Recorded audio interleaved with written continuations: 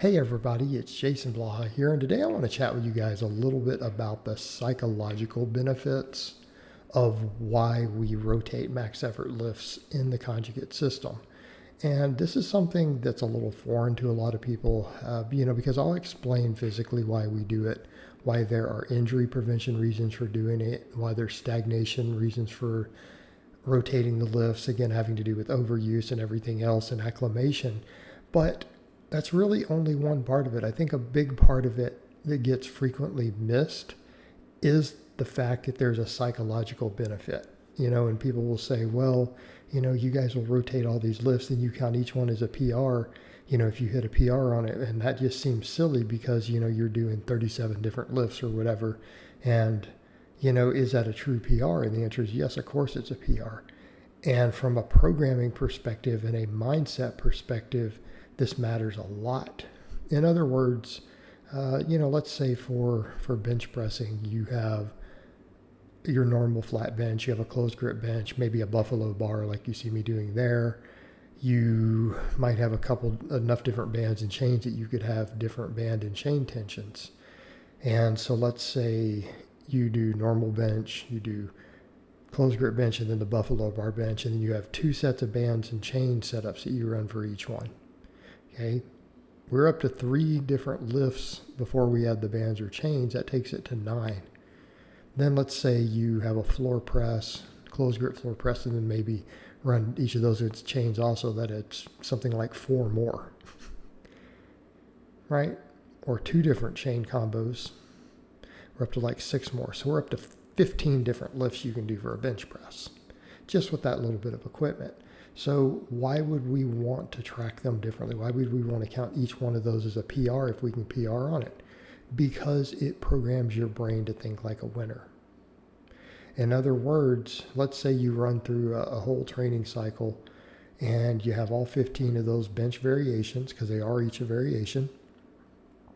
Yes, even changing the grip or adding different chain weights is a different variation. So you track every one of those. And if every single time that you do one of them, you PR, then you train your brain to think, whenever I get under a heavy bar or I do any sort of max press, I hit a PR. Okay? You program yourself to think like a winner. You're programming yourself to think like a winner. Why does that matter? Well, it matters because you are probably going to be more successful at hitting PRs if you do that. Okay?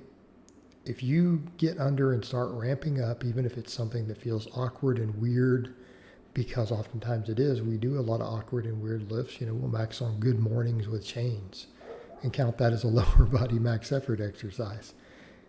By doing so, we get used to PRing. We just think of ourselves as someone who PRs whenever they ramp to a max. That's a very powerful thing. Especially when we think in terms of placebo, look how strong placebos are. I mean, if placebos weren't so powerful, the supplement industry would have gone bankrupt decades ago. The supplement industry thrives almost exclusively off the existence of placebo as far as strength and performance and muscle gain goes, right? It's almost entirely placebo-based. There have been studies on fake steroids that produced phenomenal results when people were lied and told that the sugar pill they were taking was a really strong oral anabolic steroid. Those people made double the progress in the gym versus those who weren't given the placebo under the same coaching and the same programming. Okay, that's very powerful. It can create that placebo because you've programmed your brain to just think that way. And it's because you probably really were capable of it, but you didn't believe in yourself enough to be capable of it. But that programming brings out what you're capable of because you just start thinking like that all the time. All right. And then we have the side of it that has to do with not getting beat up by the same lifts again. Because when you fail or you miss a PR on a lift, it can be psychologically devastating for a lot of lifters. It's hard to emotionally detach. This teaches your lifters to emotionally detach more because they won't do that lift for a long time. It's easier to detach. It's also easier to detach when you do max on so many movements that it just becomes another lift. Before long, your classic lift, your competition lift becomes another lift. And now some people chime and say, well, what about the skill? Sorry, there's not that much skill to a squat or a deadlift.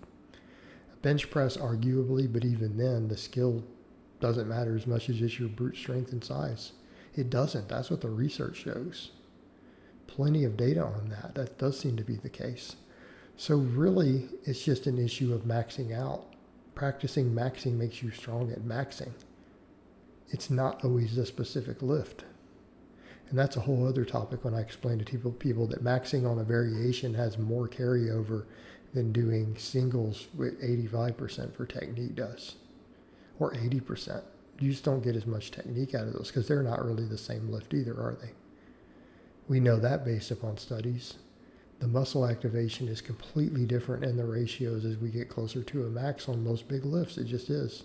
The amount of quad versus glute that you use on a squat massively varies depending on how close you are to a max. Same with benching, your pecs versus triceps and everything else. So really, we're chasing just the skill of maxing. We're chasing all of that, but then there's that psychological component. And as far as avoiding those lifts that really you failed on, I like the way Louis Simmons described it once when he was talking to a group of coaches who worked with college women's athletics, and they did track and field coaching, right? They worked in that area, and that's who they worked with, were university girls in track and field. And he told them, if one of my girls runs a foot race in a match, right, you get to this track and field event, and she gets beat by another girl, do I want her to go run against that same girl the next week? He goes, no, I need to build her up. I'm going to need to spend several weeks getting her stronger, getting her faster in her training, and go have her race against someone else. She can race against someone else, so if she does get defeated, she's not getting beat up by the same person every time. Because if you keep letting her do that, that girl's going to have a psychological edge. She's going to have a psychological advantage over her no matter what after beating her one time. So you need to build that athlete's confidence up.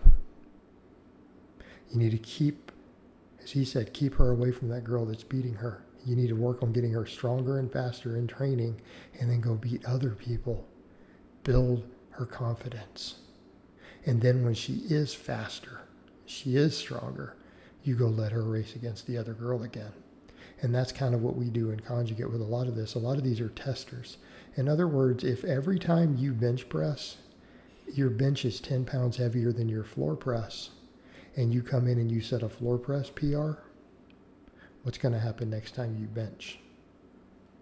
You're going to bench 10 pounds more than you floor pressed. Because you always do. Does that make sense? Think on that one.